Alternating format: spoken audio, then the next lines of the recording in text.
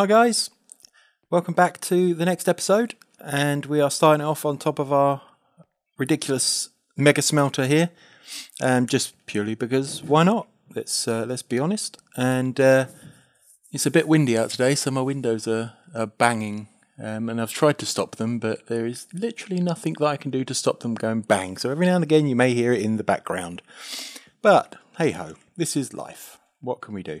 So today we are going to finish off our pumpkin and melon farm down there. I've done a little bit after I finished recording. The observers and the pistons are in, so we're gonna get on with that today. Also, before I finished the other day, I finished tidying up the spider farm. And today, just before I started recording, I sorted out the storage for it. It's now up with the ink farm, where the storage is for the ink farm. So let's take a little run over here and we'll have a look. So as you can see, I've sorted out the entrance to it now. It looks a little bit more like it's meant to be there, like an entrance is hidden away in the mountain. And obviously the H is for the Hulk. So let's run in here. As you can see, it is now all white with dark oak. I like the dark oak look against the white. It was a real nice contrast. I was toying with the idea of spruce, but yeah, the dark oak won. And since I had a little bit left over from when we brought Dim out the other day, I thought, well, why not? Let's sort it out here. The paintings were quite expensive, but it was worth it. I think it adds a little something to the corridor here. I don't think that I would be carrying this theme through other builds because of the expense that all of this took was just ridiculous. So anyway, so we come in here now and we chucked a couple of paintings in here, but blah blah blah. Now if we go down there, there's nothing really much to see apart from a switch that turns off the minecart offloader, so that we don't get any more drops coming up and filling up our chests here, because if I'm honest, all the work we've done over here lately, it had filled up all of our chests. Now I've emptied these out and taken them back over to the base in some shulker boxes, but literally all of this is full, so we don't want any more drops coming up really. So that's a switch just to turn it off now and then. And then here is all our string. Comes up a water elevator, or sorry, a water channel that then goes into one of our dropper systems, comes up a glass tube into a water stream into some hoppers. And you can just see through there the hoppers are just peering through the edges of the farm. So we've got plenty of storage up here now for that. And if we carry on down the corridor here, didn't realise there was a spider picture. So that works out quite well considering it's our spider farm. We carried the white theme down to the bottom of the stairs, where we then go into a more underground dungeon-y kind of feel. We've half slabbed through here to stop the spawns, so we didn't have to use carpet. I thought it looked a little nicer.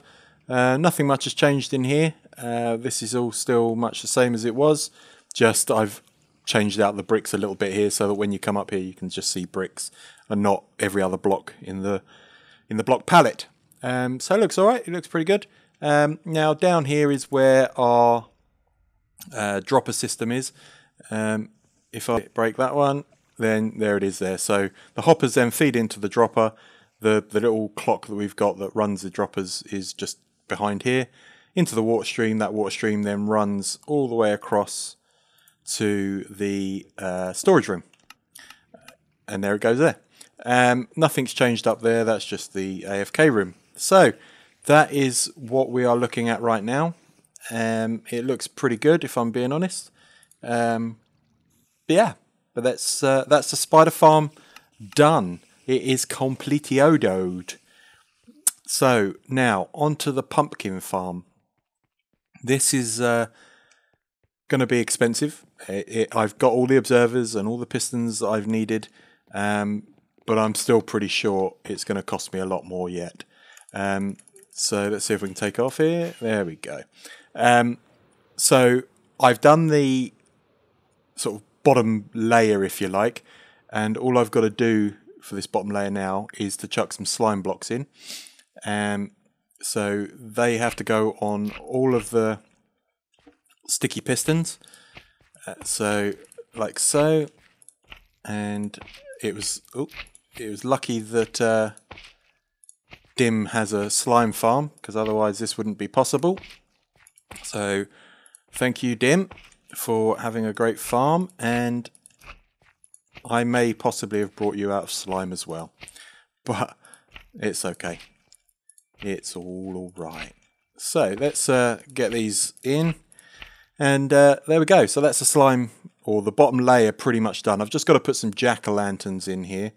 I think I've got to go and make some of them up, because I don't think I've got any. I might have a look in the light box that we've got. Yeah, I thought I heard you coming. So I'm going to go and sleep, because these are not the most friendly of foes to be building with. And now I need to eat.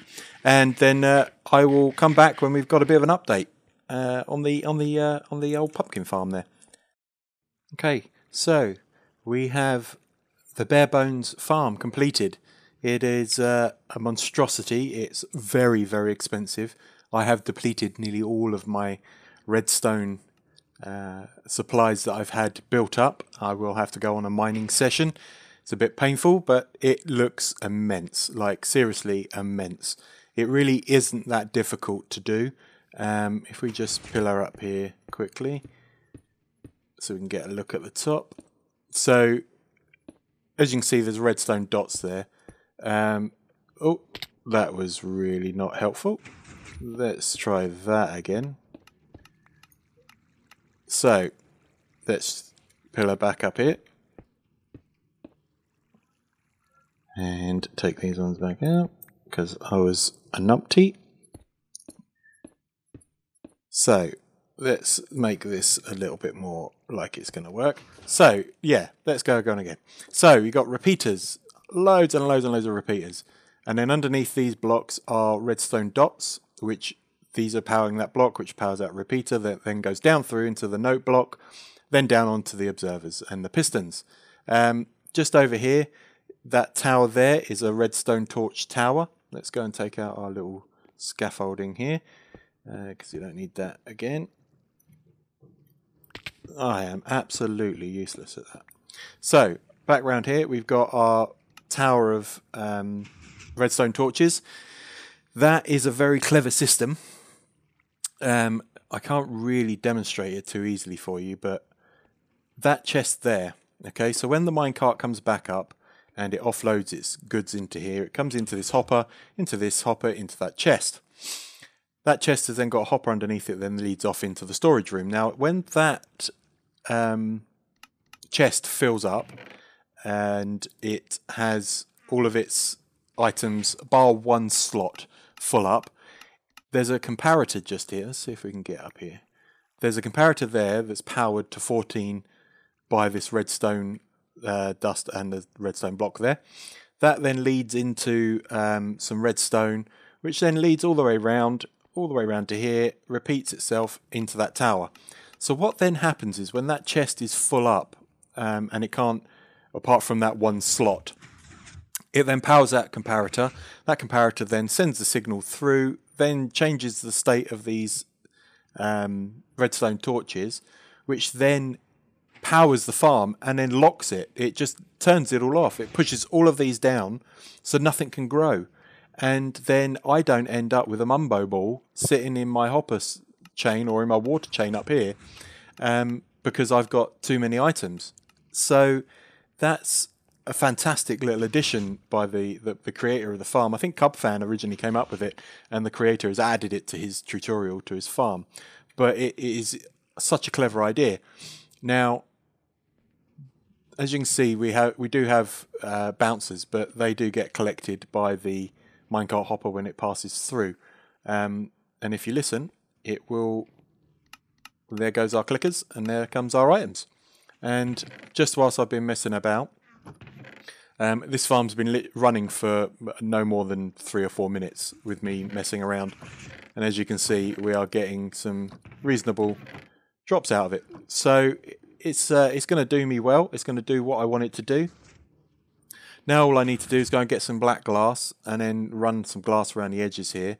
And then where we got sticky pistons, we need to run an immovable object. I'm thinking obsidian, because obsidian then won't get moved when the slime block pushes down. You can use terracotta, you can use furnaces, but I'm thinking obsidian's going to be where we're going with that. Then what we need to do is come up with a design for our building. We've got a little bit of space, not a huge amount of space, but a little bit, just to encase it in a building. Now I'd like to keep one block run, so we might have to move this back a little bit, lose this tree, but I'd like to keep one block run all the way around here so that we can look at the farm, basically, so we can see what's going on, so we can keep an eye on it, and if anything needs doing. I may have forgotten an observer there. What's going on there? Okay, I'll have a look at that in a minute. So yeah, I think we will move this back one, have one run round so that we can keep an eye on what's going on the farm, because of that sort of deal there. It's quite important that everything is what it's meant to be. And I've obviously forgotten something there, so we need to get on that and change that up. And yeah, there we go. I will be back when I've tidied up the area a little bit and had some thought on what we're going to do for the building, and we'll go from there. Alrighty, so I've done a little bit more. I've been toying with building designs. I want to kind of incorporate it into this little one here, and I'm having such a hard time trying to figure it out because it's so much more of a substantial building here. It's got, maybe 4 blocks higher than the storage room is, so it kind of has its own little difficulties, and I'm really, really struggling with how to make the front here, because I don't want it to look just flat, just boring and flat. So I'm kind of having little issues trying to figure out what sort of design we can do on the front here.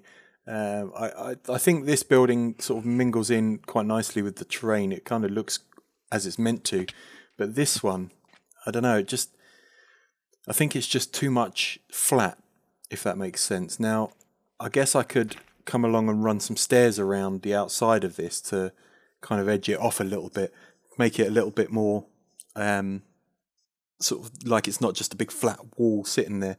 I'm not 100% sure, if I'm being honest. I like the fact that it's kind of hidden amongst all the trees. It's kind of buried itself in there quite nicely. But it's, I don't know, it's just kind of a bit difficult. Now, I've glassed it all off. Looks pretty good. I'd forgotten, around the back here earlier on, I'd forgotten that there was which one was it? This one here. There was an observer missing. And above it, I'd have put an observer, and that was wrong. It meant to be a slime block. So I've changed it to a slime block and an observer, which now works perfectly. Yeah, so I've glassed off all the edges to keep all the drops inside the farm, so that the minecart has a chance to pick it all up. I've kind of blocked off this wall here. There's no real need for us to be going in there. That's just the torch tower, and then into there is where all the redstone goodness goes. I've changed out the glass that I'd put in here originally to black concrete, because there was nothing there to see really. It was just hoppers and slime block or jack-o'-lanterns and observers, so there was nothing really worth seeing there. So I've chucked in the black concrete because we've got a ton of ink, so the black concrete was the obvious choice there. All the obsidian is in, that is removable objects, so that the slime blocks that are pushing all of these don't drag the blocks out and break the farm. So that's all looking pretty good. And just back around here, where the minecart goes, I've just chucked in all the blocks, or the bricks there, the stone bricks, just to tidy it up a little bit. I missed a few. I'll go in and tidy them up at some point. And we've got an on-off switch for the minecart offloader, which is that last rail there. That block will move, that's behind, and it powers the the repeater which powers this track. So that's just a standard one. We've used it in all of our farms now so far, and we just push it down to keep the minecart going, or up to turn off the minecart, which will then stop all the drops coming through. But if I'm honest, because of the off feature that's in there, I'm not overly worried about the minecart keep running up and down. It's just when that's happening and the farm is off that we can stop the minecart, because there's no need for it to keep running back and forth. So yeah, we are getting some reasonable drops through here. I should have put a few more pumpkin stems in, really. I alternated it so the lines were melon, pumpkin, melon, pumpkin, melon, pumpkin, blah, blah, blah, blah. So I should have put some more pumpkin ones in, really. But it's all right. It's doing its job. It's doing well. It is doing well here. We are happy. It is doing what we anticipated it to do. It's cost me enough resources that I don't want to even think about building this sort of thing again anytime soon. My next big project is going to be redstone heavy as well, so I'm going to have to go and get some more resources together, because yeah, I seriously do not have the resources to start even the smallest of projects right now. So yeah, I'm not 100% sure what we're going to do with the roof. I'm thinking probably stairs, maybe spruce, because that's a nice contrast to the oak. And then run those across, and then on the top we'll half slab the bottom so that it's all spawn proof up there. As for spawn proofing the inside, I'm not sure. It's going to be a case of stairs and hope for the best kind of deal, I think. In here, where the stone brick line is, I'm going to put a ceiling, and in that ceiling we'll chuck some sea lanterns to keep the light in, I think. And yeah, so we'll follow that all the way around. Not quite sure just yet what we're going to use for the ceiling. Yeah, I'm not 100% sure on that one yet. Probably going to be a wood, maybe dark oak, because I've got a lot of planks of dark oak at the moment, so we could use some of that. But yeah, that's the melon and pumpkin farm pretty much there. I've just got to figure out the last few details of the outside, because if I'm honest, it's got to look right. This is the thing that people are going to see, what's on show, and it needs to be right. It can't be pants looking. So it's a case of messing about. I might get Wits to give me a download of the world now I've done this, so that I can play with it in my creative world, where I've got all the blocks on hand and I know what I'm looking for, and then I can come and replicate it into the survival map here. It's quite hard when you're in survival trying to figure out what blocks you want to put where and how. And but yeah, it actually is incredibly efficient. It's really cool looking, and it just works. I mean, as you can see, there's nothing grown now because the farm, the second, there you go, didn't even see it grow, and it had already got it. And it's just, yeah, top notch. Real big shout out to the guy that created this farm. His link again is in the description. So go check him out. He's got some great builds, and his channel is pretty cool. But other than that, I think I'm going to leave it there for today. A nice short episode, really. Nothing else I can start in the time we've got left. And I will be back when I've figured out what we're going to do with the building here. I might even swap these out. I know it kind of keeps it in tie there, but what about quartz pillar? Quartz pillar in there. Okay, well, we'll figure that out. So anyway, thanks for watching, guys. It's been a couple of hours of Minecrafting, quite solid Minecrafting. I'm quite happy with the result, to be fair. It's been well worthwhile, and I will catch you in the next episode, where we will finish this massive build and get on to some new projects. Thanks for watching, guys. See you again soon. Bye.